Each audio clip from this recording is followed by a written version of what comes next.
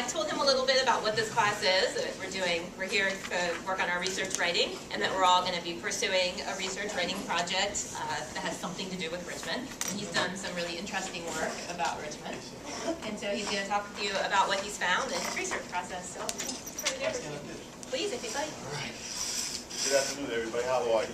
Good. Let's spend some time kind of breaking the ice. Tell you about myself, so you know who's talking to you and what I say is believable. As was mentioned, I am a psychologist by training. I received my PhD from Fordham University in New York. I came to VCU from Howard University, where I was for 5 years. My first academic appointment was at Seton Hall University in New Jersey, South Orange. As was mentioned, I am a psychologist. I'm in the PhD program in counseling psychology, primarily. About 6 years ago, I was offered the opportunity to be chair of African American Studies. And because of my research on African American psychology, it was a good fit. My term as chair ends this May, and I revert back to psychology.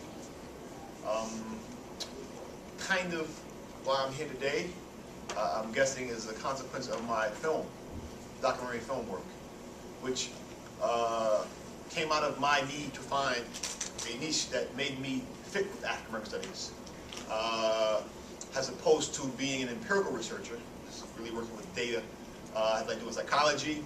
It wasn't that translatable to community concerns. And the history of departments of African American Studies is beyond academic instruction, but certainly includes that. But it's really more about community engagement, community advocacy. It evolved out of the Black Power movements, particularly in Berkeley and San Francisco State in the 60s. And the first department of African American Studies was at University of California, San Francisco, or San Francisco State University, California. And so that legacy of being an advocate for black issues in the community is what I tried to bring to VCU. And so in doing that, I became involved with a film project for young people in the East End. We had a filmmaker come to VCU speak, Haile Jarima, who is the director of the cult film Sankofa, cult classic. And he came to VCU to talk about his film. And during that time, we were talking about the vulnerabilities of young black males to the criminal justice system and other social ills. And he said one approach would be to put cameras in their hands and let them tell their story, give them voice. And so I did that. I wrote a grant, got funded, and we had the Peep This Film Camp. And a community activist had come to me to inquire about the film camp for young people. And in our conversation, she was saying, well, you guys should do a documentary about the African burial ground in Richmond. And that's how I got involved with filmmaking personally. As the director of the film camp, I did attend a film camp at Lehigh University in Jerusalem. Is it Jerusalem or Bethlehem, Pennsylvania? And that's why I fell in love with documentary filmmaking. Just blew me away. We were there for a week, and during that week, we all had to create our own film projects. It was fascinating. Not only my own work, but being exposed to other filmmakers and what they did. And the amount of creativity involved was just awesome to me, so I really loved it. Long story short, came back. My task was to capture the, well, quick story, the African burial ground. Is in Shackled Bottom, around 16th Street on the other side of MCB. It was a parking lot. Many of you may have heard of that because it was a very hot topic. Activism in the news, there was some protests, lots of protests going on, arrests, everything. But VCU owned the parking lot at this time.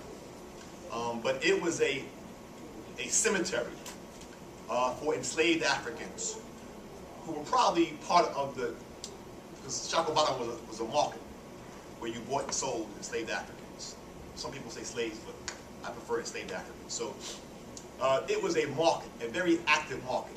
Richmond was ground zero for the domestic trade in human flesh. When they outlawed the slave trade from Africa, there was still a need for labor, and Richmond filled that gap. Virginia was what's called a breeder state, where they would breed people for sale because you couldn't import anymore, but the labor was still needed. And Richmond was the marketplace. People would come from North Carolina, DC, South Carolina, North Carolina, everywhere to sell people in Shacobah. There was a jail that's also very famous, Lumpkin's Jail. They're reading about for homework today. Right, which would become Virginia Union University. That's where Robert Lumpkin, he had a place to hold the enslaved people before market. He had a place to house the traders who come to trade them, and a kitchen to feed them. So he had a really nice little thing going on there. There were many auction houses along Shacobah. There's actually a place, Wall Street in Shacobah, where they would trade various goods and stocks, including people, which is like, you can see it. It's a stone's throw from the African burial ground.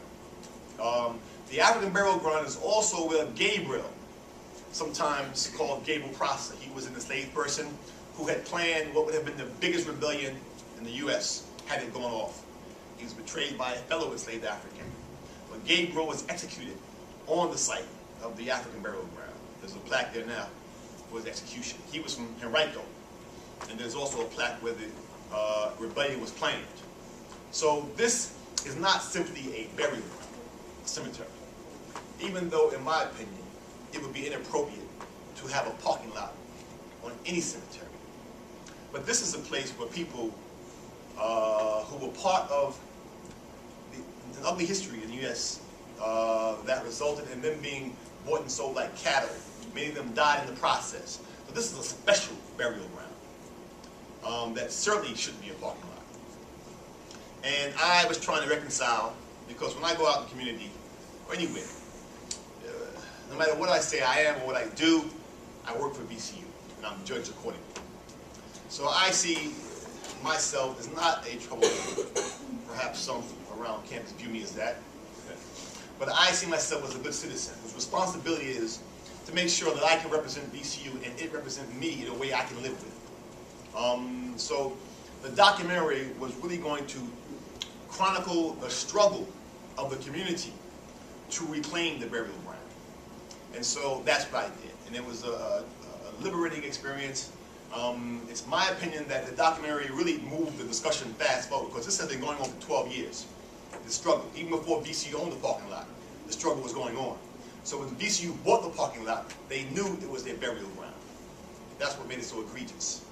Now, unfortunately, President Rao, he inherited this. This wasn't his thing. This was Trani's thing. Trani was president before, I'm sure you know. He was buying up any property he could in Richmond. That was his vision.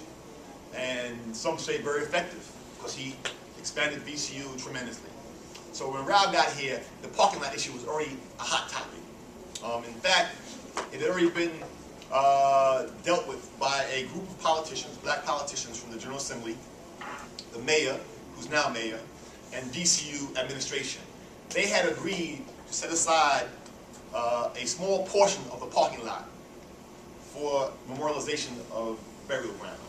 They were claiming that the state archivists and archaeological division had done a study that showed that the burial ground was mostly under 95, which is also true.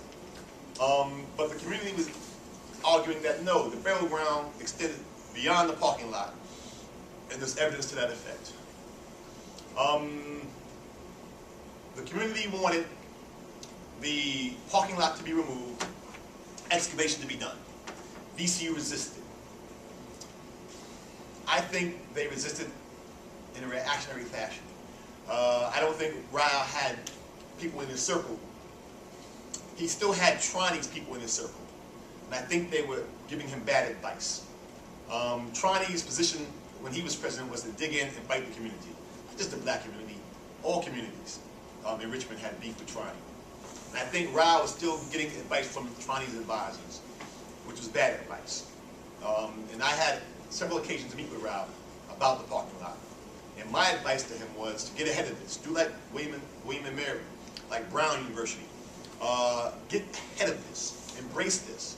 Don't run from it. In fact, agree to dig up the parking lot and create a research center for African American life in the developing South. It would be a way to draw in scholars from around the world, to create funding, grant dollars, incredible opportunity to be part of the story.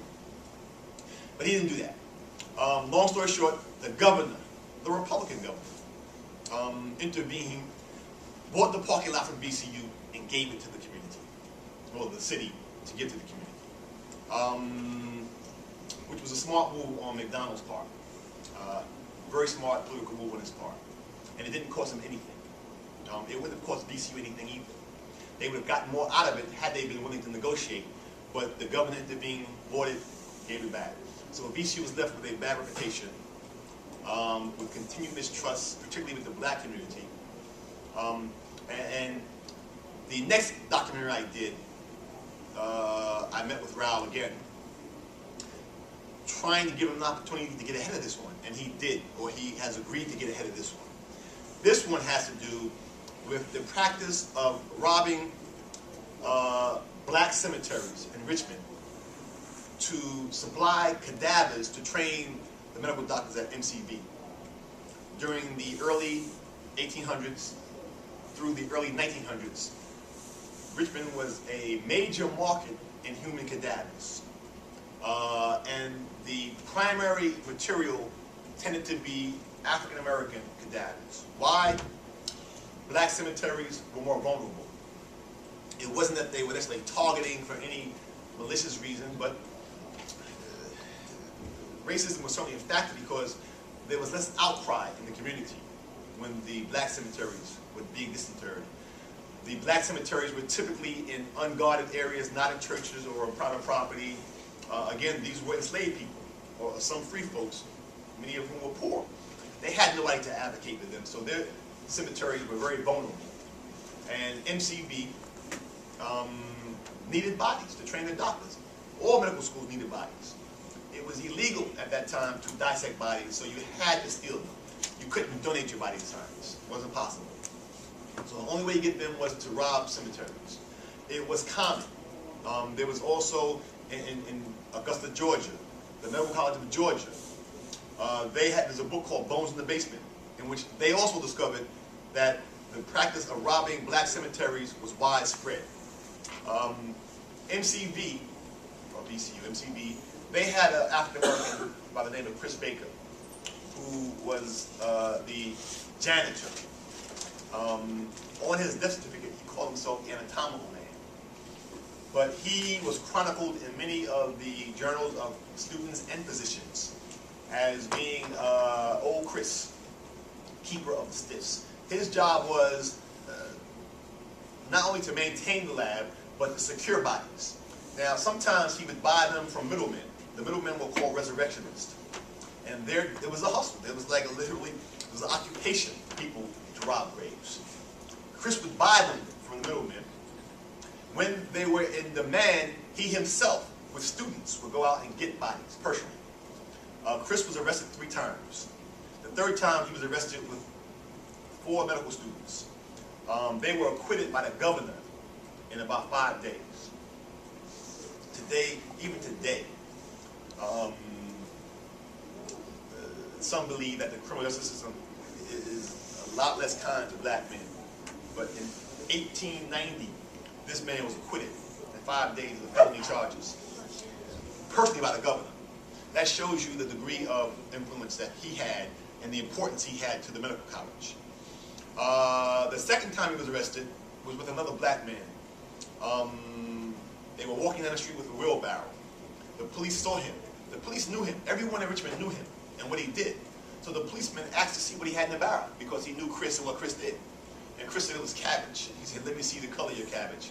Lo and behold, it was a body. He was arrested. With Caesar Romaine is the other African American that was with him. So he was a fixture in Richmond. He was extremely important to the medical college. In fact, he was, I don't know if you saw this movie called Something the Lord Made.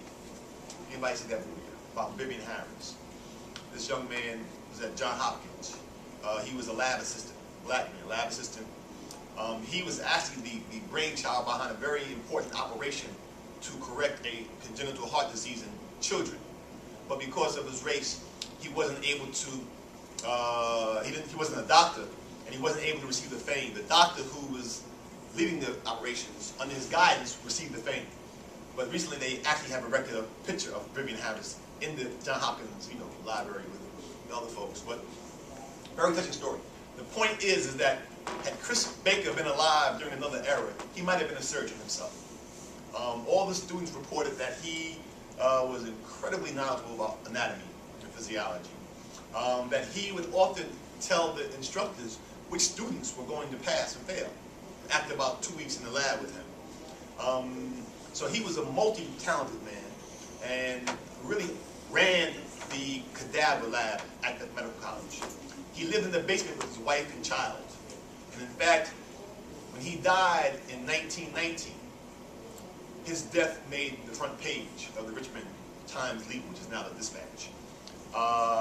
Even for white Americans in Richmond, right, white Richmonders, they would be in the obituary section. But Chris Baker, because of his prominence, was on the front page of the paper. And after he died, the doctors wrote fondly about him. During his life, he was actually a member of the medical fraternity at the college. But the black community despised him. They despised him, and they tried to kill him on several occasions. In the black community, it's an abomination, the only word I can think of, to steal bodies, to dismember bodies, to do anything to a body, cadaver or corpse when somebody dies. It's very important. Burial is very important in all communities, black community especially. So Christopher was hated and despised. In fact, the reports that I found in the papers was one time he was nearly stoned to death. The second time he was shot at. So he really left the basement of the medical college. In fact, when he died, the following year, the 1920 census, still has his wife and child living in the basement of the Egyptian building. That's where they lived. And so it's a very fascinating story, and that's where my research began with Chris Baker. But at some point, I began to discover that this practice was widespread. In fact, Richmond was so important in the trade of cadavers that they would ship bodies not only to UVA, but to UPenn in Philadelphia. They were using the trains to ship them. They would store them in barrels, in vats and barrels, with sawdust to keep them dry as much as possible, and ship them north to other medical colleges. Why? There were a lot of people dying in Richmond because of the slave trade. And that's why the black population was so vulnerable and so anxious about this practice. And how did I discover this? When I was doing the documentary for the first film, The Burial Ground, everyone kept saying that they heard stories that they were stealing bodies. And lo and behold, as I began to do more research, I found older African Americans from Richmond who were warned as children to stay away from medical college at nighttime. They were still under the idea that you might go missing. So this folklore still is alive in the psyche of Black Americans. And I think that to some degree, this is more important in the health disparities than Tuskegee. Tuskegee, are you familiar with Tuskegee? Mm-hmm. Tuskegee